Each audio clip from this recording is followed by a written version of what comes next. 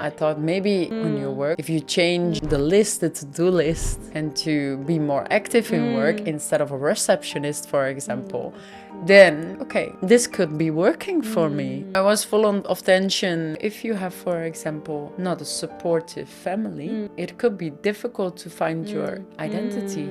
It's a big transformation. Life is like a train. Sometimes people steps in and sometimes people steps out. And you're going to be depressed in the outcome. Let's change that. Let's do that. If I have more money, if I have a better house, if I have a better car, you'll never be happy. Why do we care about other people's interesting opinions? But in the end, we're all human. We have the same jacket. If you have at least €1,000 on your bank account. Today's guest is Michelle from the Netherlands, a singer who is discovering the power of her voice and using it as a tool for empowerment in her life.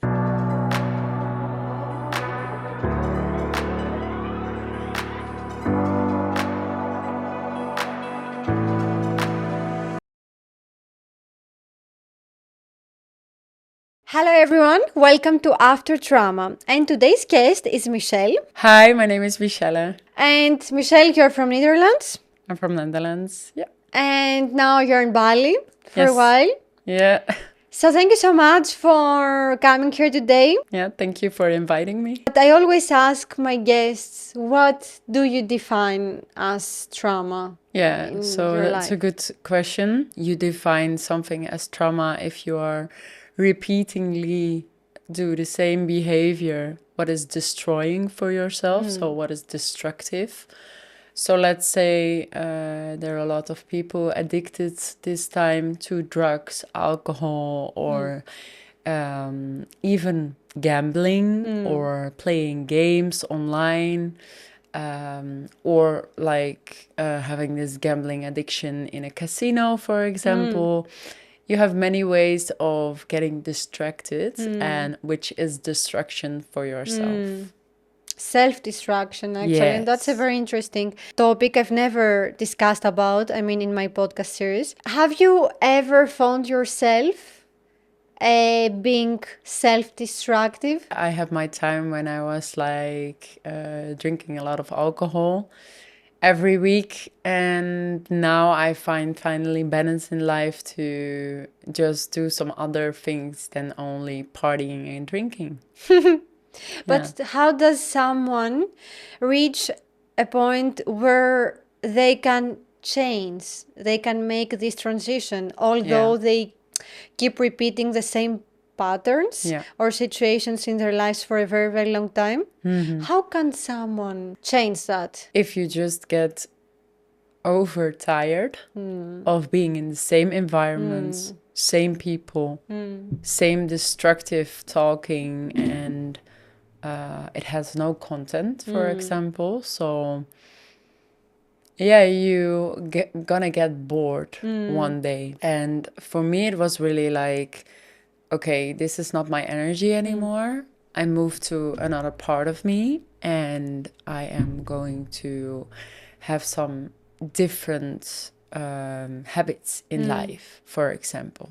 I think I heard this somewhere before, and I couldn't agree more with you, that sometimes it's the amount of pain that we just have to feel the pain again and again, all over again, so that we just fed up with feeling pain and take the decision to change something in our lives. For me, personally, it was not charging my energy at all.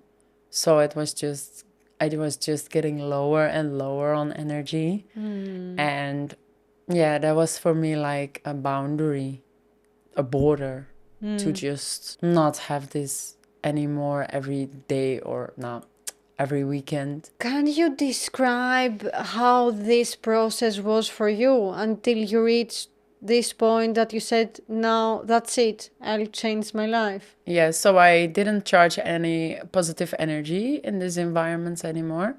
So I just, I was very curious in the spirituality. So I shifted my environment and shifted also my brain into coming out of my comfort zone, coming out of my shell, do different things in life. And it all started for me with ecstatic dance. Yeah. And dance became like a life thing for me, what I do all my life and have a lot of fun and joy in dancing. In Netherlands, did you try that In for the first time? Netherlands, yeah, the Wow, ecstatic cool. dance, I didn't yeah. know people do that there because in Greece Yeah. they don't. Yeah, in the Netherlands they also do it. And if you just look very good and do your own research, in the future or now even, we have ChatGPT. You can look on it, you can Yeah. search for everything you need and everything you want. Yeah. So if you just do that, you will find these magical places. But now you give me the idea to ask you another question. How did you discover this spirituality? What made you to want to try to be more spiritual, try ecstatic dance or other things? I know that you also sing. She has an amazing voice, by the way, incredible voice, like insane voice.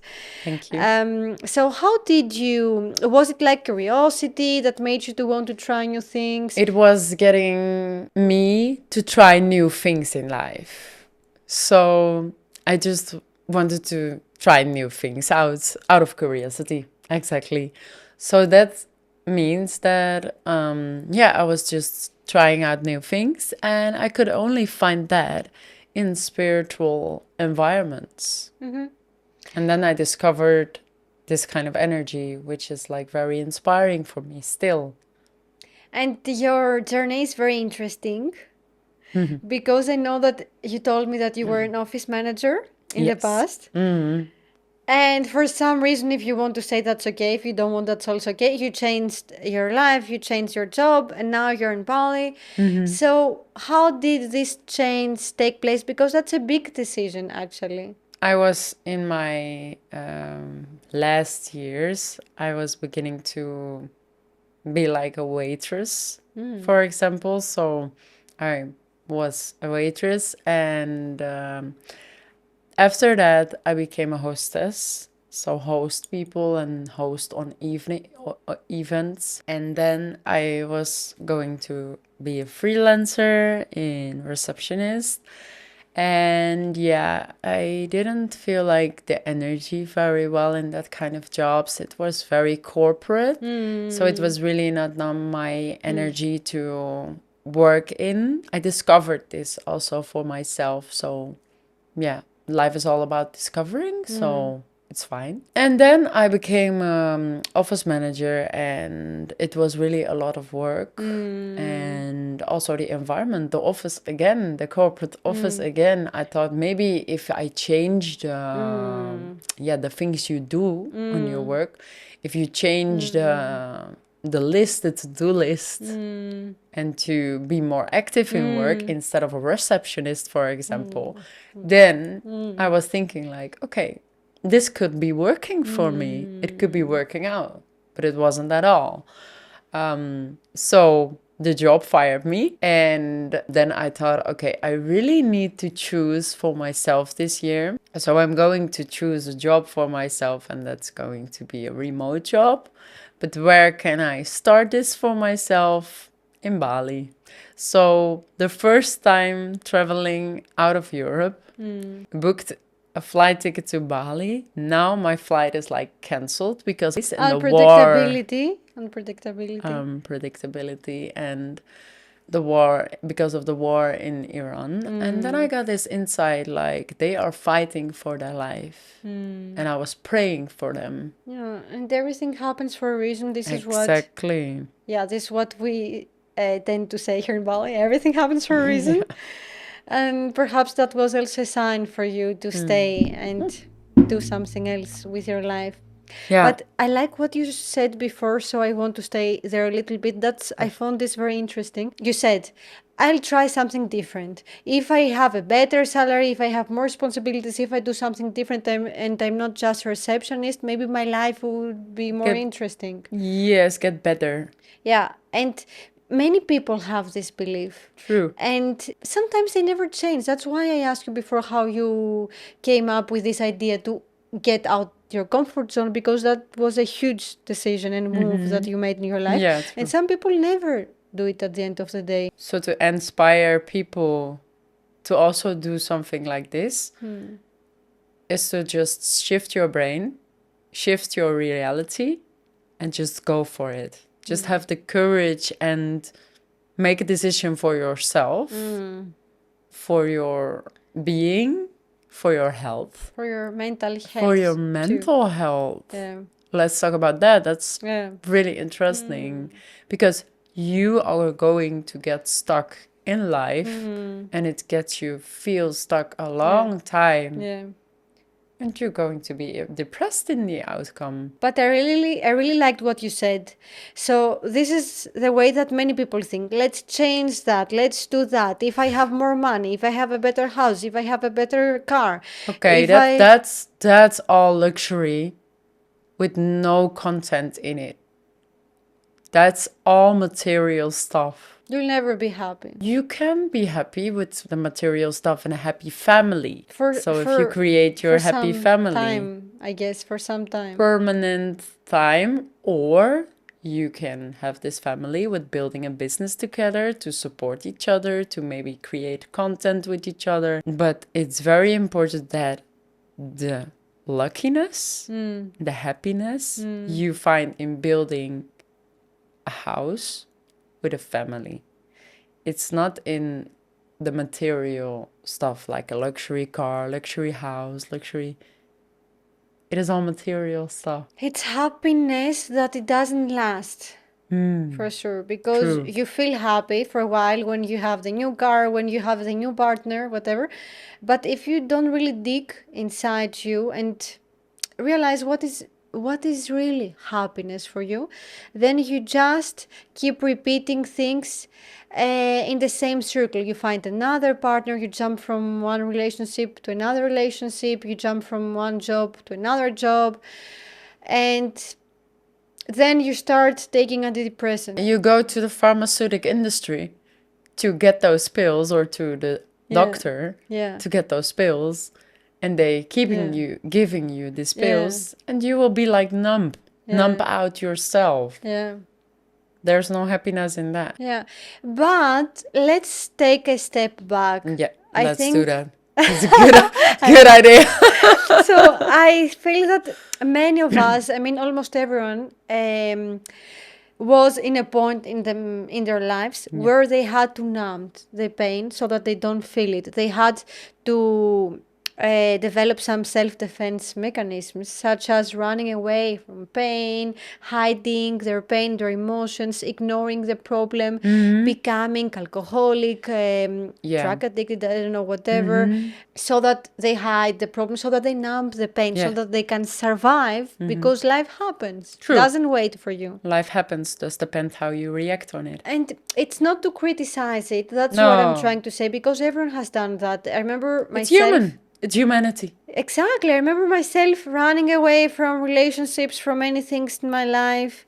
And I remember myself hiding my pain a lot behind work. I thought that if I work really hard, nothing will matter anymore. That nothing matters anymore, because you work, you elevate your career somehow, and then nothing matters anymore. But what I realized, and that's a very interesting one, I realized that the pain was still there. Yeah.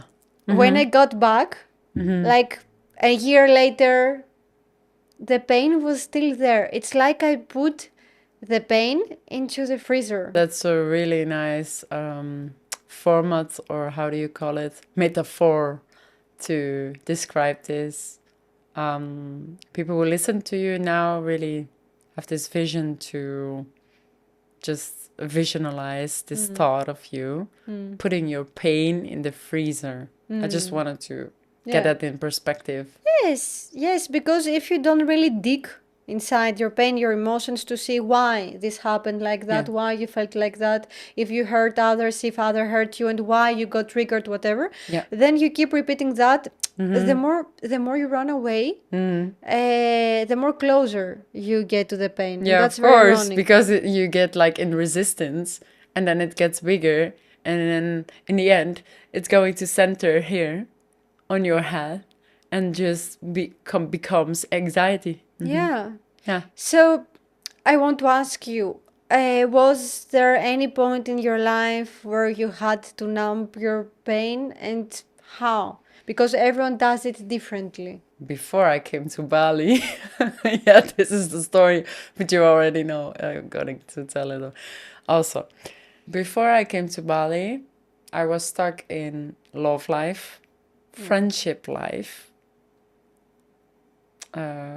job life. So the job fired me, and in environment life. And this is a very particular one.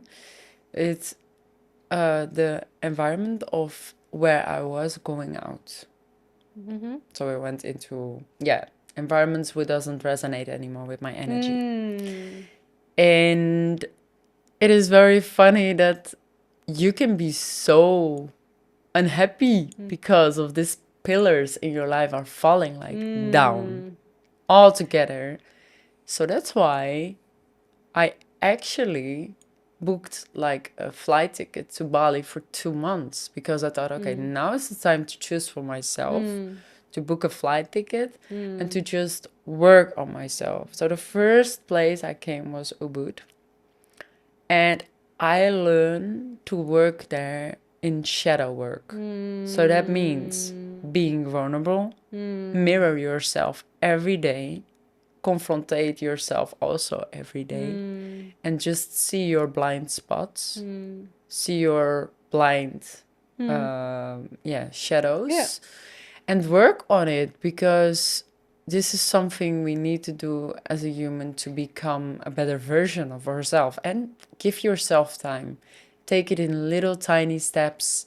It doesn't need to have a rush. The interesting thing is that you cannot do the shadow work or see your weak points when you get triggered. That's something I recently realized. You had to leave Netherlands. You had to go to a completely different country. I had Yes. to do the same. Ah, You have to change environment. You have to.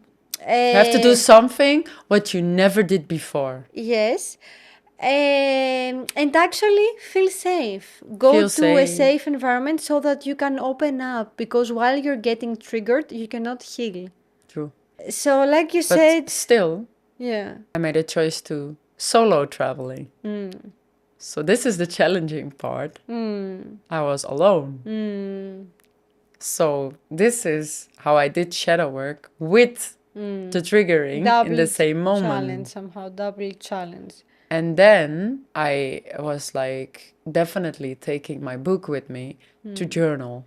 So to write about my experience, to coach myself within this experience. Without journaling, it was not possible. So the structure I built for myself is to quit coffee. I think 2 years ago, I quit coffee. I go to have the day coffee, and then I quit coffee fully because I got anxiety of coffee, and I was too much aware in the head instead of the body. So my thoughts were running all the time. Oh my God, that's so true. What you're saying. And then I became drinking the ceremonial cacao in Ubud. But before, I did also drink cacao, but a powder form of cacao. Just a little less ceremonial, because we're there not doing ceremonial day every day. Let's be honest to that. So I really changed my life also in this habit. Because coffee drinking, even in the Netherlands, even somewhere else, is a strange habit. Caffeine is not good for anxiety, and I would agree with you here, because I can also feel anxious sometimes. Actually, I'm not saying I am. I'm saying now I've been. I've been overthinker. Let's say this was my reaction. I'm hypersensitive to things in life. Yeah. And let's say it's very personal. It's not for everyone. But I feel the same. So it's very objective, but still for me a personal story to share. Yes, but I feel the same. That's why I'm saying that. I'm sharing that now, because I'm also I'm thinking a lot. Caffeine is not always good. It makes you even more hyperactive, even more overthinker. Let me say that to you, that it's dehydration. Dehydration in your brain. Every day here in Bali, it's a blessing to drink coconut water to be hydrated. Yeah. Tell me more about it. How many coconuts did I drink before we come here? Well, I think 3. Okay, it was 2. Okay, but 2. It was like 1 because the coconuts were really small. Yeah. So it's a blessing to drink a coconut. And for me, it's a blessing to drink a coconut on the beach with the waves and with the ocean. It's just so connecting. But that's a really good tip, and thank you for sharing that about caffeine, because it's the small tips, advices that sometimes change our daily life and our life generally. Yeah. I want to know more about the shadow work, if you want to share. I've never done that. Okay. But let's say for people who are listening to us right now and they have no idea, what is the shadow work? Is it like the healing process, but you try to dig inside you and find negative things about you, like limiting beliefs, like patterns? What is it? Your bad behaviors. To others and to yourself as in well? Communication to yourself. So the critic is in your head, who's having this voice all the day long. There's also a really peaceful voice in your head. And this is called intuition. And it's very beautiful to follow your intuition in everything you do. And the ego, the other voice, is like giving you distraction, giving you the negative thoughts all day long, or the negative patterns, or let's just say it is like a very strong criticus where we need to be more aware of. I like that. So what is the difference between the intuition and the ego? That the ego is louder. The ego is there, but if you meditate, you take 10 minutes a day. Now we have a lot of apps on our phone to just download a meditation moment or some other app, what is like giving you 10 minutes of meditation every morning and every night, and you will completely change your life with it. Your mind gets quiet. You just get inspired by creativity, by curiosity, and it will help you all the life long. I do meditate almost every day, but there are different kinds also, different of ways, levels. of meditation. That's why I explained to the listeners that it's good to start 10 minutes a day, and the higher level is like meditating 1 hour or 4 hours a day. But let's just take it in tiny little steps. What daily activities you do that help you deal with your darkness? Because that's something that everyone has inside them. Nice question. I do meditation, like you said. Yeah. What else do you do? Fitness. I love to do sports. I love to move the body. I love to just accelerate the energy and to get rid of the old energy. So what I like to do in Bali, for example, let's talk about Bali, because it's like almost my home right now. I'm almost there. Like, I'm a long time already here. So let's talk about that. I love to go to the gym, to fitness, to do my stretching, to do my yoga, and to have the cold plunge in the ice bath. I really find it very interesting how we get confronted with our ego when we are in the ice bath. And it becomes louder in the first more minutes, and then it just changes into, okay. What does your ego say when you get in? Oh, it's like, okay, I want to get out as fast as I can. Get me out of here. But what is the symbolization behind that? That I think that when you keep doing things that make you feel uncomfortable, like getting out of your comfort zone. Exactly. You get used to that, and then you do this also in your daily life. You book this flight, this solo travel to go to Bali. You start all over again. You do something risky in your life. Yes, it's risky. It's definitely risky because I couldn't predict anything about Bali. I only saw the Instagram. And let's just say Instagram is not always the real world. So it was very unpredictable traveling, but it's the best choice in life I ever made. Say that again, because many people right now can be that they are watching right now and they want to take risks as we wanted. I wanted, you wanted as well. And they're afraid of taking the risks. So what is something to the point that would help them right now to hear? If you feel that you're in a point of your life to change your whole reality, to change your job, to change your friendships, to change your whole life. Let's keep it simple.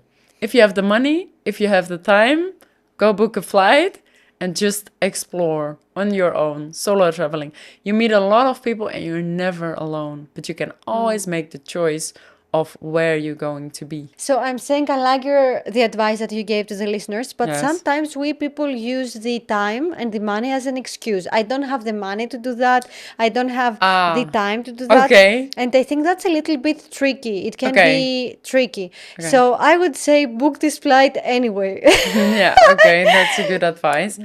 If you have at least €1,000 on your bank account, just come to Bali. Hotels are here like so cheap, and the food also, so you will find your way. You'll find your way, and this is exactly, I think, the meaning that you don't need to see all the steps. You don't need to know how this will go.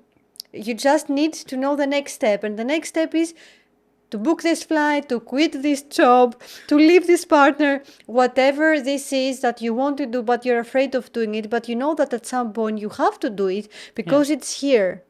It's all Otherwise, it wouldn't be there. Yeah. But I feel the same sometimes about me, that when I have an idea that I want to leave this job or I want to leave this person, I know that I will always come back to this idea.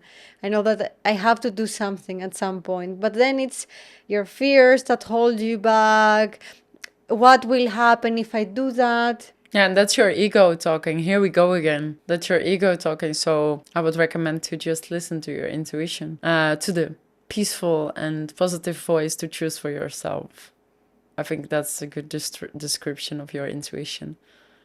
Like some people don't know what is the voice of the intuition, but it's always peaceful, of light and love, and very directly in the communication to you. It just said like you need to do that, and it's not like confusing thought like shall I, or shall I do this or shall I do that. It's not confusing at all. It's just very clarity. It gives you clarity. It's it gives you clarity. Clear. Intuition gives you clarity. How can someone listen to their intuition that they don't know they have one? Practicing is something I think that it's very important. When you do meditate, like you said before, and you do this not only once, but you keep practicing. Yeah. And when you also stay alone, when you stay quiet and you don't get distracted all the time by being with people, by doing stuff, when you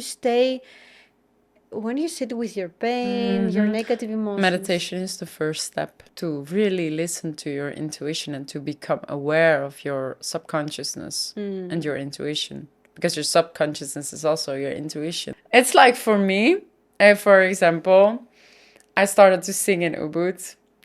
And I started with open mics, for example. I was really scared to go on stage. And I really came out of my shell, come out of the comfort zone.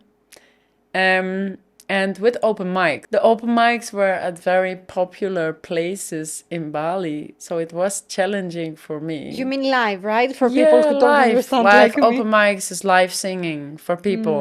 So in the beginning, I was very scared. And I was so like, how did people are observing me when I'm singing. What's happening? So many nice things happen after you came to Bali. For me as well. Yeah. I mean, when you have the courage to take this risk, all the things happen. Yeah, for me, the music and the instruments were communicating with me.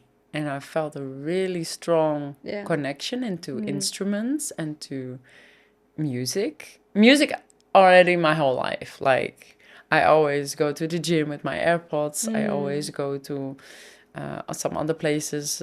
Here I noise cancelling on the scooter with my AirPods in my ears, because otherwise I get overstimulated by scooter sounds. So I experienced it very in little steps also, to go to open mic and to come out of your comfort zone, and eventually you take courage to go to bigger places. For example, I was singing at the place Zest, and it really has my heart. This place is so peaceful in Ubud. In Ubud. Zest. Oh, I didn't know you were singing there. That's a beautiful place. How did you feel for the first time on stage? No, I was full of tension, and I was not singing like correctly or something. No, not at all. Because you have this insecurity in your throat. What is this fear that holds someone back or you from doing that? Afraidness What, of people. of what? It's afraid of people's opinion. Do they like me? Do they support me? Do they find my voice nice? Do they like my music, what I'm singing? Are my lyrics well? Why do we care about other people's interesting. opinions?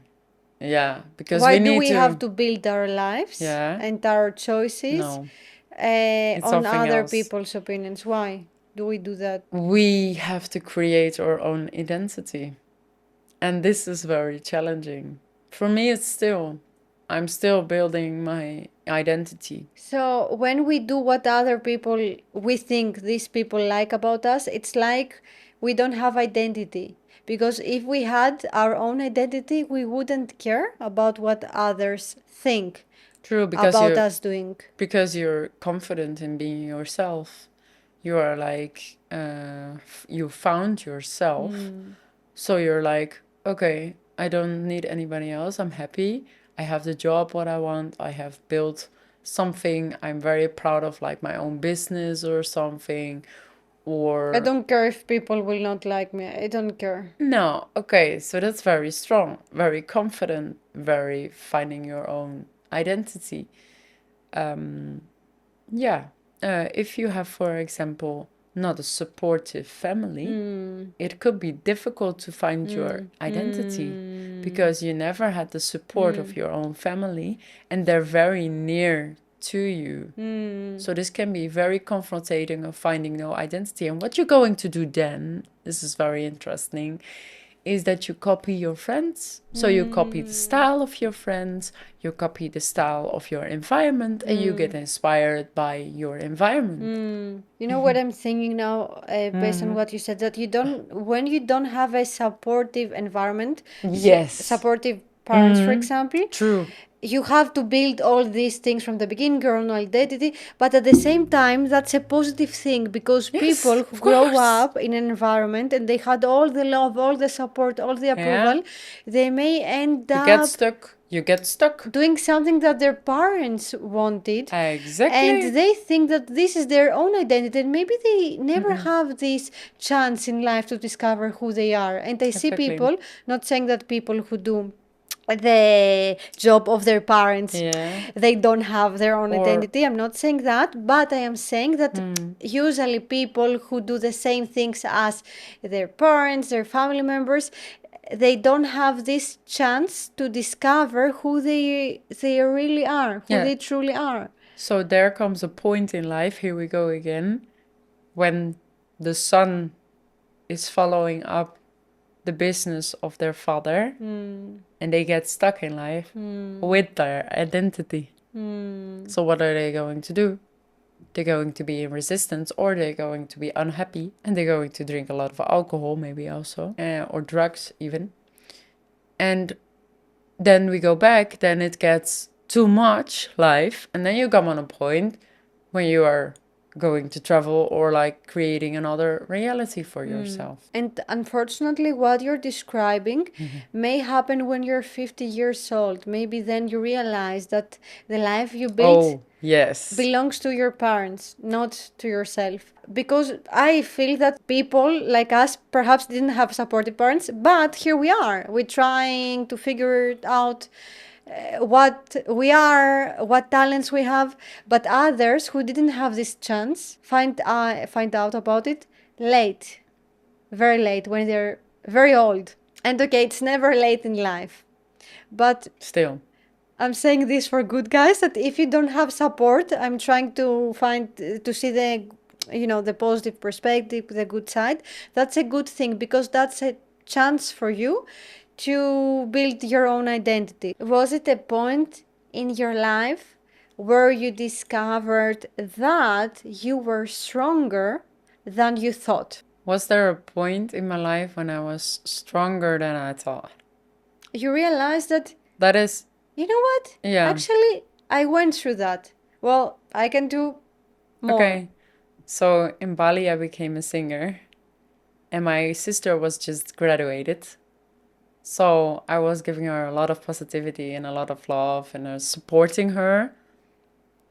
And then she just asked me one question: are you now a singer in Bali?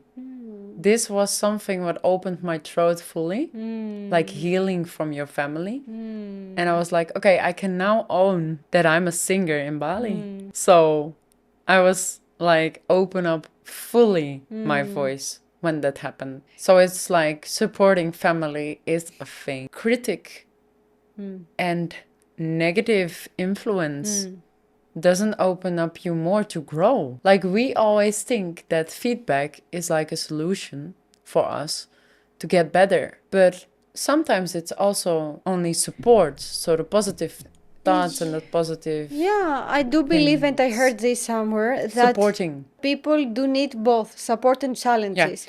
And parents who give only support to their children, unfortunately, these children will grow up and they will not be able to stand for themselves because someone else did this for them. So challenges is a good thing. Challenges is a good thing. And to see yourself in the gym, for example, to recover your body and to make to create again a new identity of yourself, to go to the gym, to lose weight. Very much respect for people who lose a lot weight, by the way. I really respect that. It's a challenge. It's a big transformation. And you see yourself in the mirror changing. What it makes you so happy again, because you're transforming. But also sometimes we make change and we don't realize that. We keep moving and we don't see our progress. But the interesting thing is that some people see this in us. So I was playing chess, and no matter how hard I tried to be good, I never felt I was good enough. And I remember, I don't know, 6-8 months later, I've started taking lessons for chess playing. People were telling me, people who were playing with me chess, they were telling me, oh, Marina, you improved. Marina, you got better. Even my teacher used to tell me, Marina, you improved. Everyone sees that you're better except you. And I realized that we make progress. We don't see it, but others see it. So sometimes it's good to ask for feedback, like constructive feedback from people you trust. Yes. But you don't have to agree with every feedback that people have, because sometimes the feedback comes from opinions. And do you mind about the opinion about people? That's a question for you. It depends. It depends. I'm saying the following. It always depends on the motivation, on the intention behind the feedback. Exactly. So we should be open to constructive feedback in a way to negative. Of course, constructive feedback is about learning things, learning new things. I'm open to that. But if you have like feedback from, let's say, someone who was like a stranger for you and he's just going to say something without no content, but like demotivates you in a way. Yeah. Wow. Yeah. Leave it. Even if it's family. Don't. Yeah, and the more you expose yourself, like singing, for example, because that's a way you expose yourself, or public speaking, what we do now, Yeah. the more negative feedback you'll get, positive as well. I mean, It's okay. the likelihood to get negative feedback is bigger when you expose yourself. That's what I'm trying to say. Life is all about haters and lovers.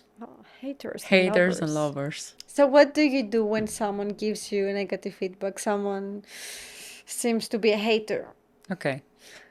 Yeah, they can have their opinion, but if they're like giving a reaction what is like not suiting me, for example, on Instagram, I just delete it. Yeah.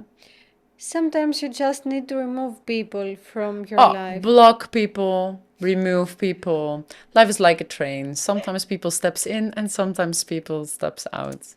Yeah, I don't really like the idea of blocking people, but sometimes you need to.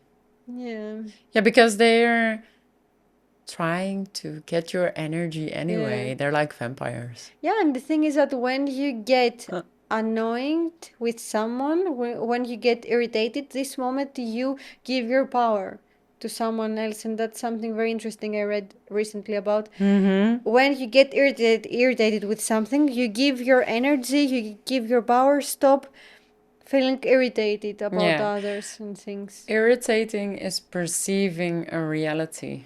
Irritation is like a perceivement of your reality. It depends how you react on it.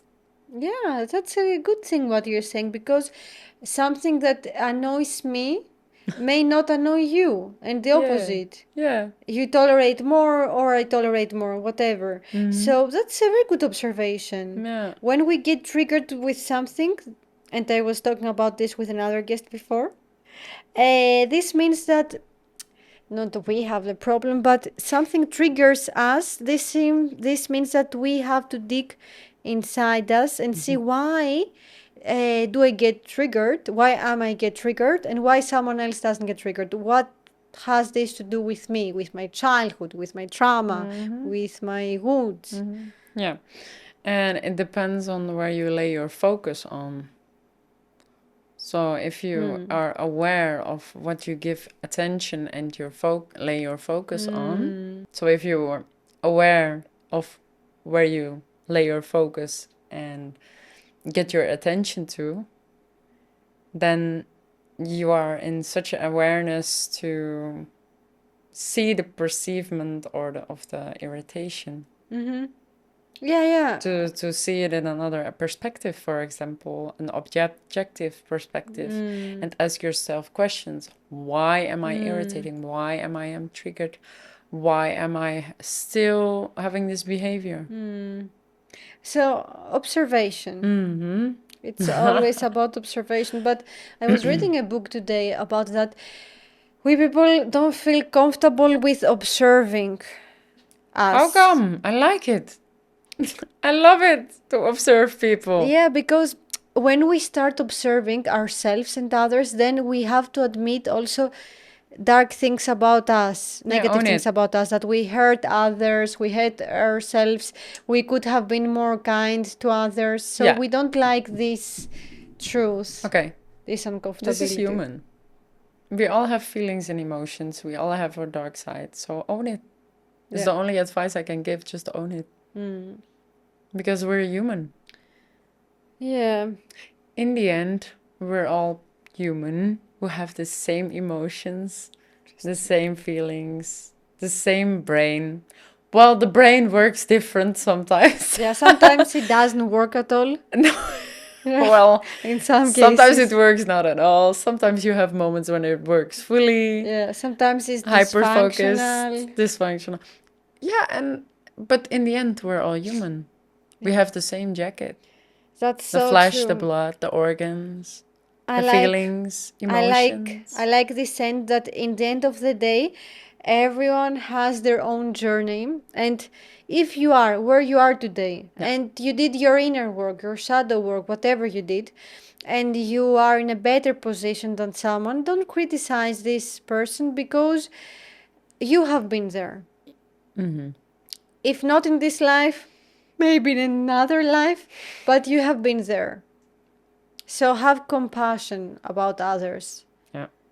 And ourselves, because when you have compassion about you, then you have about others as well. Yeah.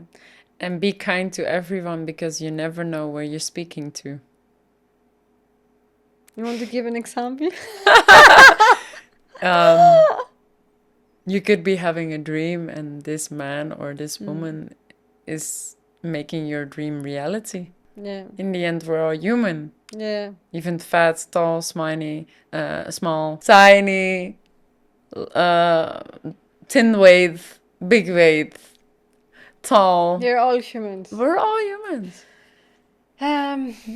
Is there anything you want to add or to give an advice to people who are listening to us right now, and they go over similar process you went over in your life, whatever this is? So my advice to people is that if you are in a situation where you're experiencing an obstacle or barrier in life, just remember that someone is fighting in the hospital for their lives, for their health, and you are still alive in your own country. Or, for example, I just want to have a moment to pray for the war, because they're fighting for their life right now, and it makes me sometimes very sad that this is happening in the world. It's like heaven and hell on earth having this situation, and my thoughts are with them.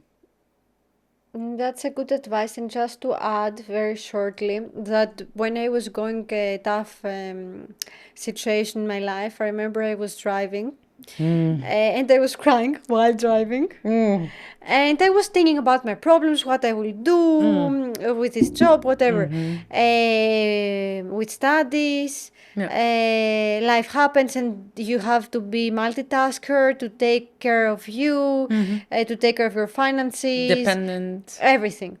And then I remember seeing someone. He was riding a bike.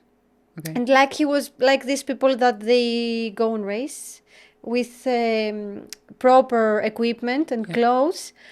And this person had one leg, and he was riding a bike. And then I think this was a sign from the universe or something. And then I was like, okay, you're here and you're crying about your situation, and that's completely understandable. But you're trying to figure this out, how you will manage, how you will do that. And another person who has no leg, he has only one leg, is able right now to riding this bike. And he shows you that not only possible things are possible, that things that other people have done, but also things that you think they're impossible, like riding a bike that requires you to keep your balance. If you find the creativity in the brain, there's always a solution or a possibility. Even if you experience this kind of things in life, I call it life events in coaching language. Let's just say that. It's something what happens in your life, like an accident, for example, and you're laying in your bed in the hospital and with your leg up, you can't do anything anymore. You're amputated. How do you have amputated? It's like getting rid of the leg in the hospital in a very difficult way. There was a guy, and he loves like surfing or biking, and he just finds a way to do that with one leg, and it's so powerful. Or even like champions who just this acrobatic gym. They're like a world champion, but they're still moving and still doing the exercises with one leg. It's all possible. And this gives you so much positivity. Yes. Empowerment. So cards. Empowerment. Cards. Yeah. It's resilience. It's the resilience of human. Which is limitless at the end of the day. For sure. So I have a last question. Last So question. do you think that an anemone can bloom in the desert? And how? If it's gonna wave on the desert sand, of course.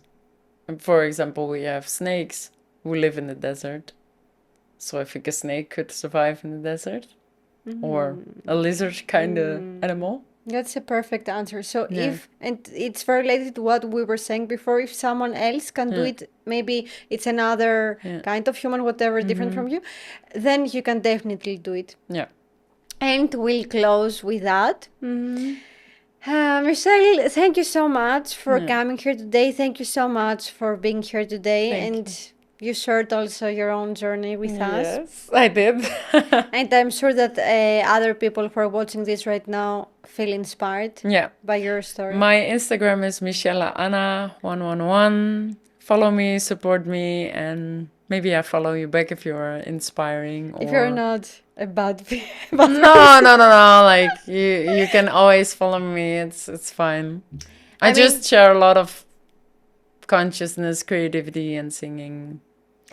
And she has an incredible voice, like insane voice, extraordinary voice. Thank you. I will definitely, I'll drop your contact details below so that people can reach out to you to say something to you or maybe follow you. Would be amazing. And guys, until next time, thank you so much for watching this episode until the end. Remember to subscribe also, so that you get notifications about when the next episodes come out. Until next time, and until then, remember, no matter what happened to you, you're not broken. What happened to you is just a chance for you, an opportunity to become the best version of yourself.